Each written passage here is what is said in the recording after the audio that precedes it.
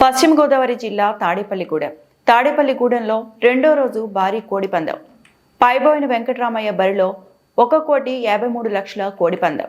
గుడివాడ ప్రభాకర్ సేతువ, రాజమండ్రి రమేష్ డేగ మధ్య భారీ పందెం. రాజమండ్రి రమేష్ డేగ గెలుపు. రేపు మరో భారీ పందానికి సన్నాహాలు.